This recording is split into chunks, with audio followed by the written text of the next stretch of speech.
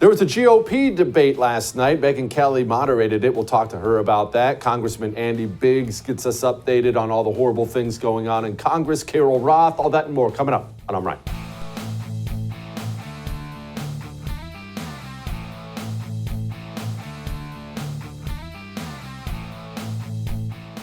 December 7th, 1941. You, of course, remember that speech. You might not have been alive. I certainly wasn't, but everyone's seen that speech from FDR talking about Pearl Harbor. It is December 7th, and 82 years ago today, Pearl Harbor happened. And you know me, I could spend forever nerding out on Pearl Harbor with you right now. Sadly, there's way too much political stuff we need to get to. I just want to say, that was the beginning of a terrible conflict.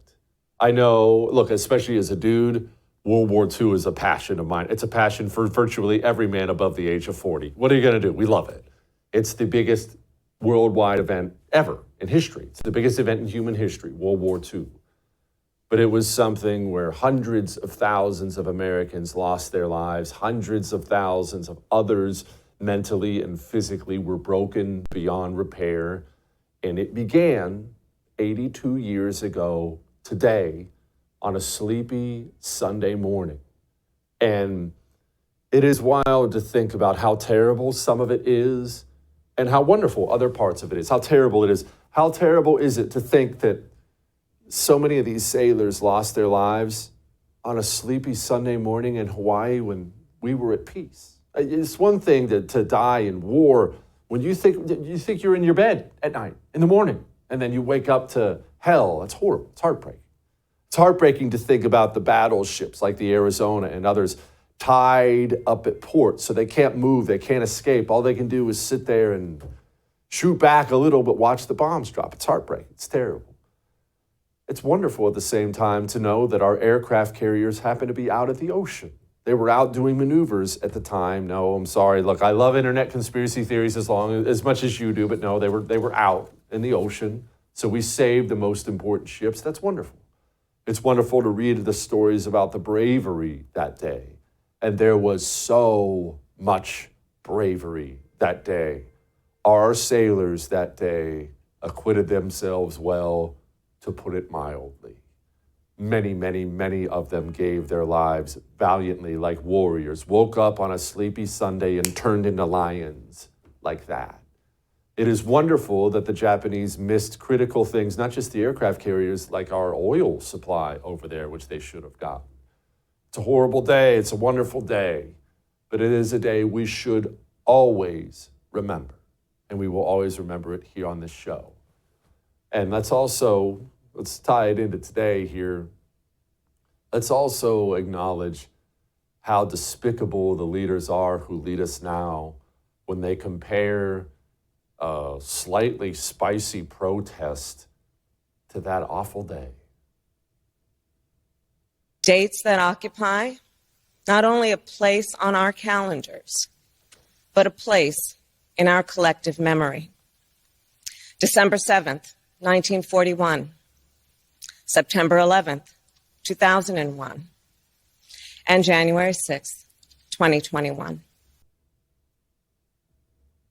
Anyone who really knows the details of Pearl Harbor, no matter your political persuasion, hears those words and they're disgusted by the people who lead us now.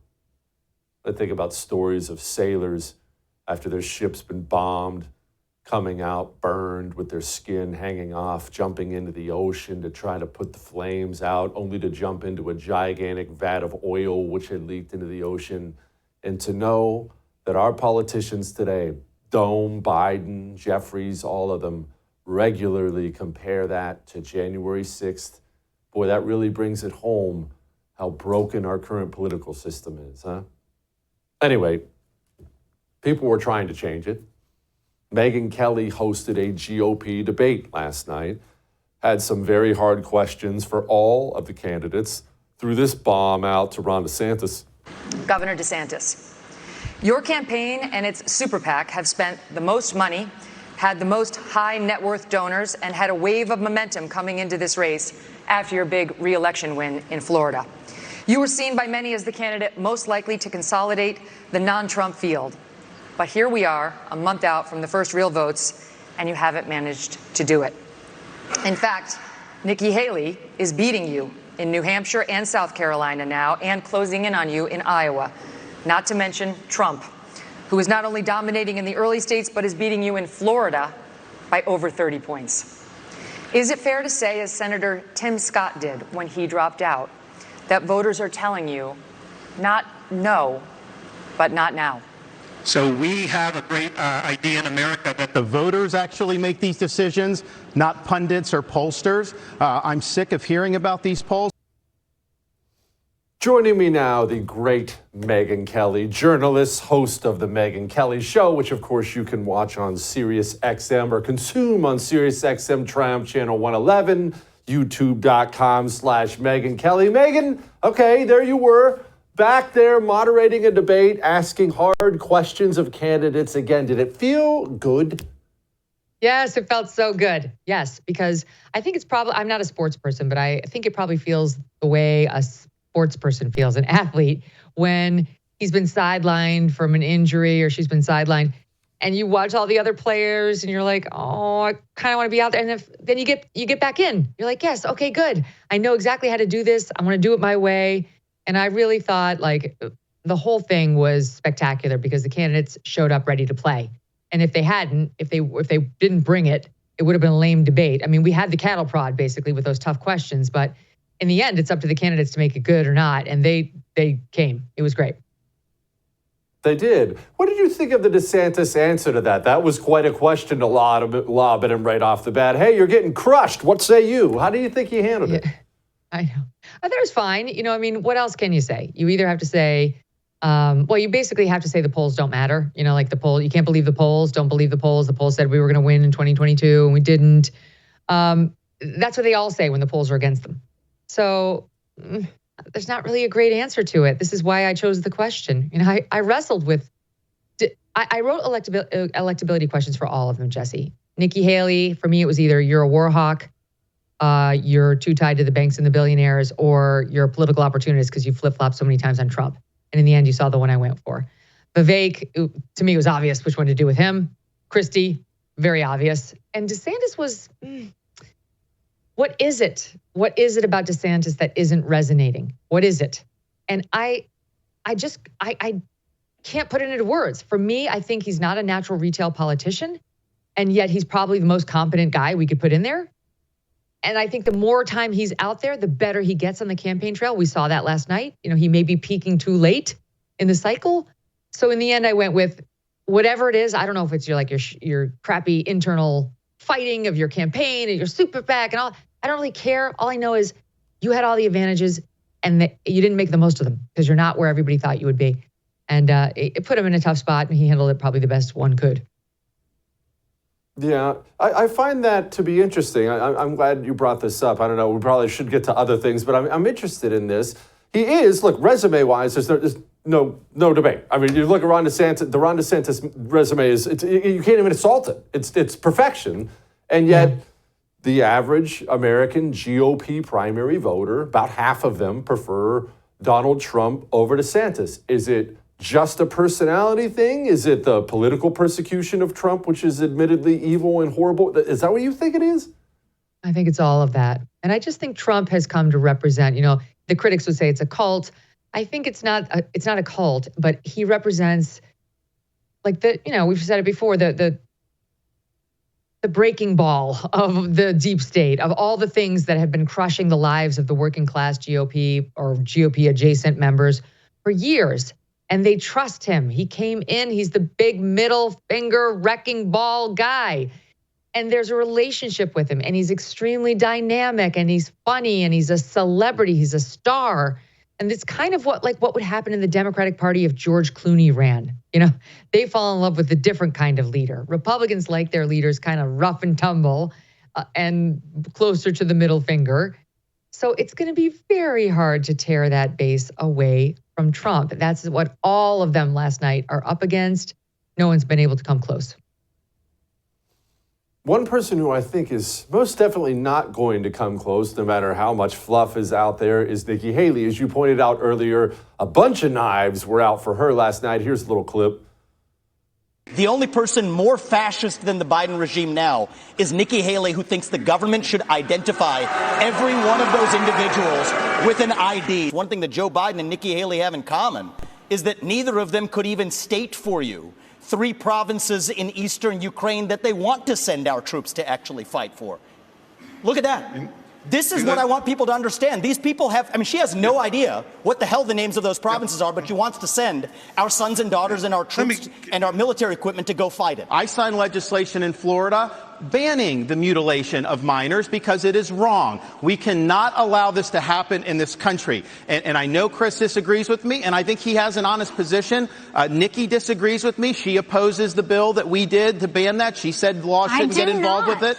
You said the law shouldn't get involved with it. She also, though, I think, and this flows from what she did as governor of South Carolina, they had a bill to try to say that men shouldn't go into girls' bathrooms. And she killed that bill, and she bragged that she killed that bill. Megyn, okay, setting aside the substance of everything they just said there, which is fine, all that stuff's fine. Why so many knives out for Nikki Haley? She's third place. I don't know if you're seeing this race different than I am. Third place at best with no shot at the nomination, yet she was the focal point of a lot of ire last night. Why?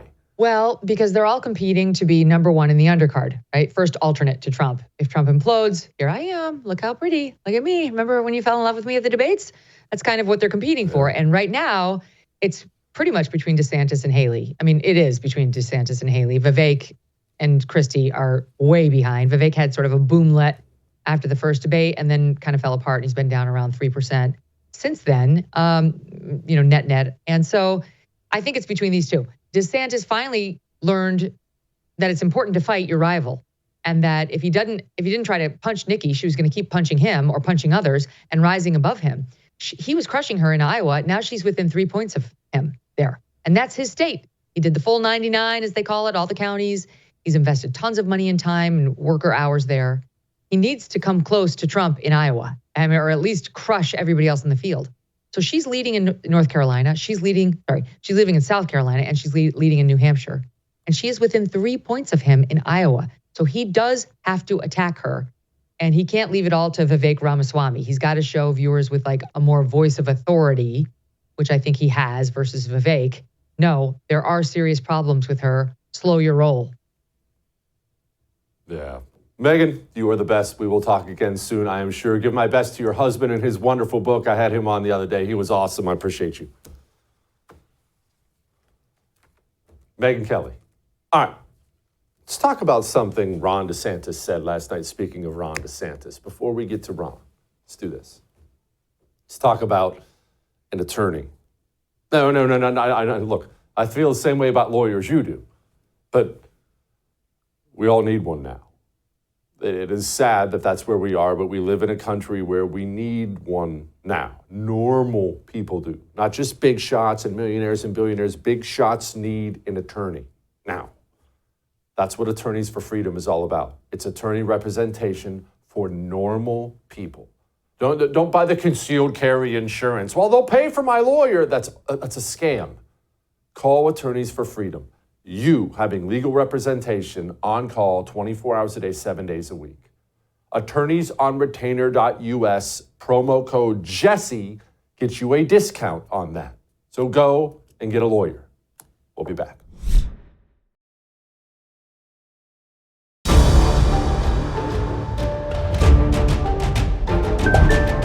When it comes to people like Jamie Dimon and others, I'm thrilled that they want to support us. We'll take all the support we can. That is interesting. You know what else is interesting about this? Oh, well, I can't wait to talk to Carol about this. Jamie Dimon. Obviously, Jamie Dimon is a name most people know well. If you watch this show, you know it well. But Jamie Dimon, I feel like he was involved in the announcement. He was going to be involved in building up Ukraine after the Russia-Ukraine thing was over. Anyway, I wonder what Carol thinks about all that. Joining me now, the great Carol Roth, author of now multiple wonderful books. Her latest one is You Will Own Nothing. That is the one that sits on my son's nightstand. He loves that friggin' book so much. It's awesome. Carol, Jamie Dimon, man, His name sure does come up a lot when we discuss these major things. Yeah, Jamie Dimon is OG. A funny story. At one point in time, I had him on a list to be my third husband, not the second one. I didn't have a second one identified.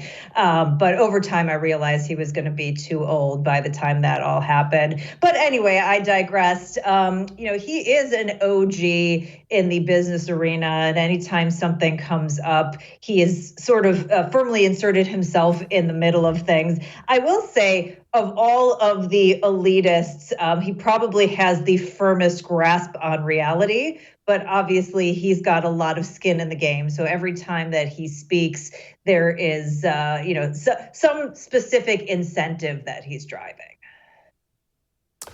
Carol, okay, help me understand why Wall Street would pick a certain candidate over another. You're, as you call yourself, a recovering investment banker. It's very obvious. They're kind of sour on Joe. Apparently they looked at the other candidates in the field, the Trump, DeSantis, the whatever types, and they didn't like what they saw, but they really like what they see in Nikki Haley. Why? So this is a very interesting question, one that maybe 10 years ago would have had a very clear and obvious answer. But when you look at who the Wall Street candidate was the last time around, who the candidate that everybody gave their money to, it was none other than Joe Biden. And we saw how that turned out for the economy and, frankly, for a lot of the different players on Wall Street, even though stocks have been up this past year. Usually you want somebody who is pro-business, at least big business, pro-cronyism, friendly to the interests of growing the economy and making the rich richer. So maybe he did a little bit of that in the beginning, but it had a very unhappy ending, as we all knew it would. And I don't think that's the way Wall Street would want it to go about. So if this were a normal world, you would say Wall Street is backing the candidate that they think is going to scratch their backs and be good for big business. But given the fact that they backed Joe Biden last time around, all bets are off the table. We no longer live in a normal world, Jesse. No, we certainly do not. Speaking of abnormal, crypto. Anyway, Jamie Dimon had this to say about crypto. I've always been deeply opposed to crypto, Bitcoin, et cetera. You pointed out the only true use case for it is criminals, drug traffickers, anti-money laundering, tax avoidance, and that is a use case because it is somewhat anonymous, not fully, and because you can move money instantaneously, and because it doesn't go through, as you mentioned, all these systems that have built up over many years, know your customers, sanctions, OFAC, they can get bypass all of that. If I was the government, I'd close it down. Okay, Carol, I am not a crypto guy. I don't have anything against it. I have many friends who are. I'm just 42 going on 82, and I don't understand it. But Jamie Dimon being against it tells me maybe it's something I should show more interest in. Yeah, it's really shocking, Jesse, completely shocking that somebody who benefits from fiat currency, monetary policy, and being in that power circle who controls our money supply wouldn't want to give up that power. Isn't that a complete shock to everyone? And that's always been the pushback against crypto, from the top, and why, frankly, a central bank digital currency is something that has been on the radar, because those with the power to control the money supply don't want to give that up. And Bitcoin is a direct threat. I am not really a Bitcoin person either. I tend to be more of a physical precious metals, gold and silver kind of gal myself.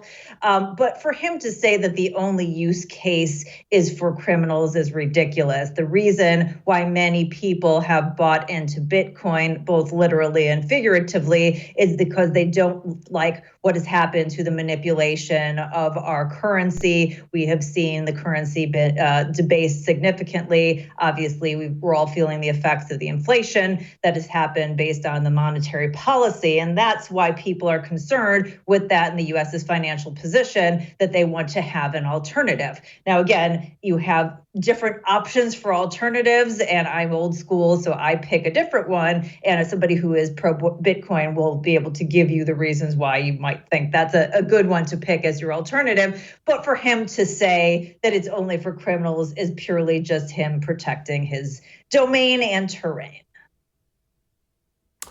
Carol, a report came out, said the average person now needs $11,400 more than they needed before to afford the basics. You and I have had this conversation a million times. The average person watching their standard of living go down and down and down. Are they making adjustments with their consumer spending? Because as you have pointed out to us many times, that's what drives our economy, consumer spending. Yes, this is something that you and I both predicted. I had said $10,000 a year. It was even more than the prediction. What has happened with the consumer, as we talked about, and as you noted, the consumer is about 70% of the economy. And so what the consumer does best is spend. And so this $11,400 is them having to spend more on the things that are their basic day-to-day, and they just keep going into their own balance sheet in order to be able to pay for that. That means the personal saving rate has come down. It's now sitting at about 3.8%. It was over, I think it was 4.4% to start the year. We know that debt rates, the amount of debt, not the rate of debt, but the amount of debt has gone through the roof. That is at all-time high. Credit card debt is around $1.1 trillion. There are a lot of people using alternatives like buy now, pay later as a form of deferring the payment. And so they're really trying to keep up with their previous standard of living, having to spend more, but not necessarily having that same amount of cash in the bank. So they're going to continue to do that probably as long as their job remains. What we're seeing, though, is a shift of the job openings. I think it was about a year and a half ago, you and I talked about there was almost 2 job openings available for every job seeker. Now we're down to about 1.3. And so that's really shrinking up. And as the job market, potentially changes around and people are worried about their job, and hopefully it's not even a case of losing it, but just more concerned about it, that may be a trigger for them to pull back. And I think that's why you're seeing a lot of analysts projecting that we could end up in a recession at some point next year. Yeah. Well, wonderful. Carol, on that note, thank you, ma'am. I appreciate you very much. All right.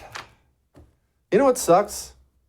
This whole FISA warrant situation where they get to spy on us all the time, the federal government. Is the GOP really about to go ahead and give them permission to keep doing that? Let's talk to Congressman Andy Biggs about that next. I think I already know the answer. I'm worried I already know the answer, but let's ask the congressman about it in a moment before we do that. Let's do this. I hate scammers. I really, really, really despise scam artists. I have a real hatred for timeshare companies. Not that I have anything against timeshares, mind you. They can be wonderful. But these companies, the kind of business most of them run, they get people in. They get people signed up. You'll go enjoy your timeshare for a while, and then people eventually get tired of it. They don't want it anymore. It's a second place, too much of a headache, and they try to get out, and the timeshare company tells you you're locked in for life. Sorry, you got to pay your annual fees forever. Special assessments. That's a lie. That's a dirty lie. Lone Star Transfer has helped over 18,000 timeshare owners legally and permanently get out. They are successful 99% of the time. You are one phone call from getting out of your timeshare, so make the phone call. Stop paying those stupid annual fees. 844-310-2646. Call them today. We'll be back.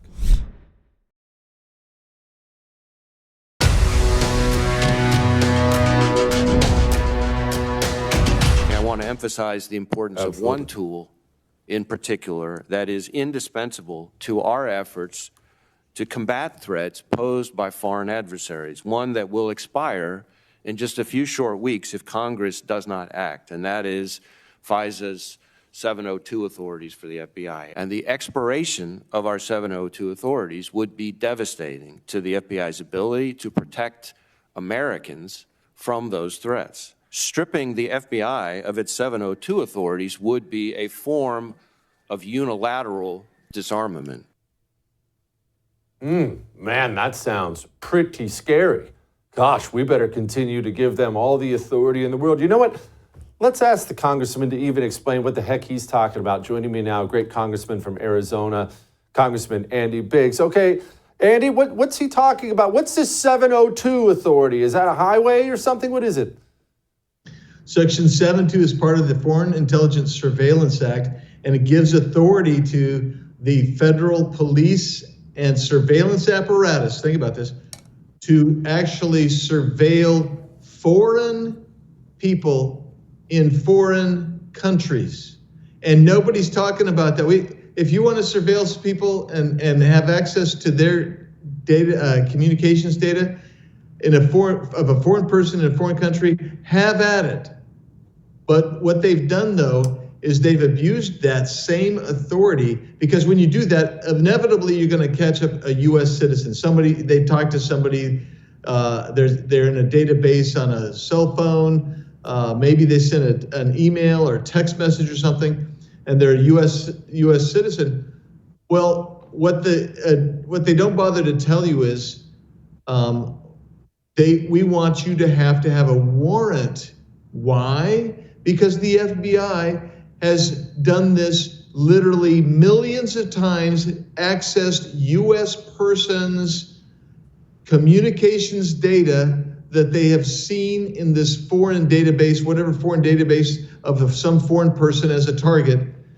And they've done that millions of times, that the Inspector General has said, guess what? You guys have engaged in improper queries, which is another way of saying illegal searches. Congressman, what have they done with this information? Millions of times they have, I would say illegally, obtained private information, maybe mine, maybe yours. What have they been doing with this information they've been gathering on American citizens? Is J. Edgar Hoover still running things over there?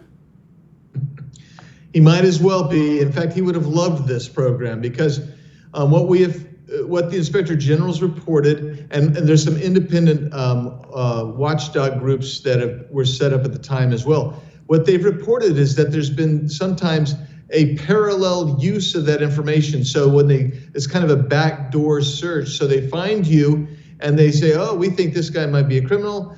So they're looking at you without that warrant, and they look to see if they can build a criminal case, and then they see if they can build it up with non-702 data and information and evidence, so nobody will ever even know, ostensibly, that they used that 702 evidence as the predicate to go after you. And so we've got people here in Congress that are saying, oh, Andy, we're gonna have a problem. We're not telling you that you can't continue to target a foreign person on foreign soil, and that you can build these databases. We're just saying, once you start going down the rabbit hole on U.S. persons, guess what? You got to have a Fourth Amendment search warrant. Congressman, how many of your colleagues in Congress are with you on your very correct way of thinking? Please tell me there are some Democrats, although I'm not hopeful on that, but at least Republicans, tell me they're at least universal in acknowledging the FBI is after them now. So the Democrats, I think we actually have the majority of the Democrats agree with me and are going to support my bill if we can get it voted on the floor. I do think that ultimately we have a chance to get the majority of the Republicans, but they're not universally with me. Jesse, what they're doing instead, actually, there's a cadre, the Intelligence Committee right now in the Congress. Republicans are trying to send scaring messages to my colleagues. Everything from if the Biggs bill passes, we'll be protecting illegal immigrants, to this is going to result in a terrorist attack that we won't be able to detect because we can't get this information. And the problem is it's not even accurate. I mean, my bill actually, Jesse, it kind of mirrors normal Fourth Amendment law, which says basically you got to get a warrant. But if there's some kind of exigent circumstance and you suspect or have a legitimate reason to believe that somebody is in immediate peril, you can go ahead and make that search until things calm down. But then you're going to have to justify that, right? But it's got to be transparent. The problem with this, Jesse, is it all takes place in a secret court. A secret court that you have to hope that somebody is going to report on and give us information. So for years, people didn't know, they suspected, but they didn't know until the Inspector General for the Department of Justice said, hey, big problems here, a lot of problems going on. And no, we do not have universal Republican support. It is frustrating to me, and the Speaker is actually undermining us a bit as well. What a bunch of friggin' weenies. Congressman, how many Americans do you think even know what cultural Marxism is, and how many Americans do you think know they're surrounded by it? Like, what percentage do you think? I would say in mainstream and conservative circles, less than 1%, less than 1/10, maybe even less than 1/100% know about cultural Marxism. If you're a lefty, because it stems from, as you rightly noted the other night, Antonio Gramsci, who was an Italian Marxist who ended up in prison, and he wrote his philosophy while in prison. What he said is, because you're not going to be able to get the proletariat or the middle class ever to rally to get this type of thing done, which is a revolution, an overthrow of capitalism and free markets, what you're going to have to do is you're going to basically have to take control of every institution, whether it's education, religion, government bureaucracy, and use those to have a different kind of revolution. And guess what? We're there. That's the existential crisis that we face. And that's why I say often, every institution right now is designed and filled with people who hate this country and want to overthrow who we are as an American society. And guess what? Back to the 702, that's more of the same, right? Yeah, that's exactly right. I wish more people spoke like this. Thank you, Congressman. I appreciate it very much. Well, there's that. Now, look, now you know why I call them the low-T GOP. Of course they're working to undermine the good people who are trying to stop what the FBI is doing. Whole GOP needs on a male vitality stack. I've said it many times, and it's 100% true. The average American, their T levels are down 50% in the last 50 years. That's because there are estrogens in our water, by the way. They're in the plastics, they're in the water we shower in them. It's really, really bad. So we have to take steps to counteract that, fellas. Take a male vitality stack, natural herbal supplements from Chalk every day. But the average GOP representative, his are down 100%. So maybe he should double his male vitality stack. I don't know. I would have to reach out to Chalk and find out. I do know this. I feel like $1 million all the time now. Start it. Give it 90 days. You don't have to take my word for it. You will feel so much better. Just trust me on that. Christmas sale time at Chalk. Code is JesseTV. You have to go to chalk.com, code JesseTV. Go get some. We'll be back.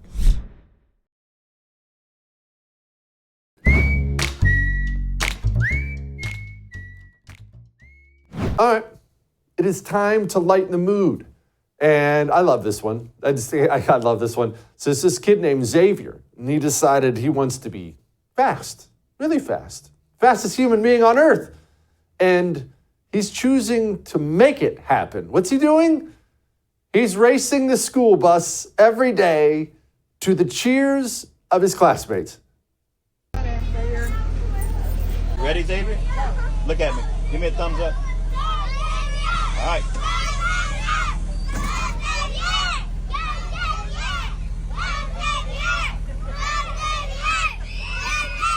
Let's see how fast you are.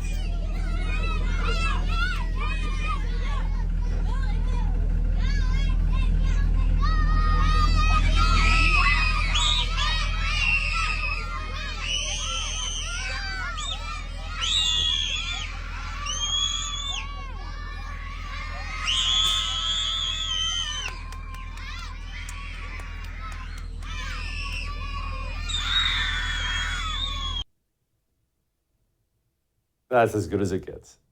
I'll see you tomorrow.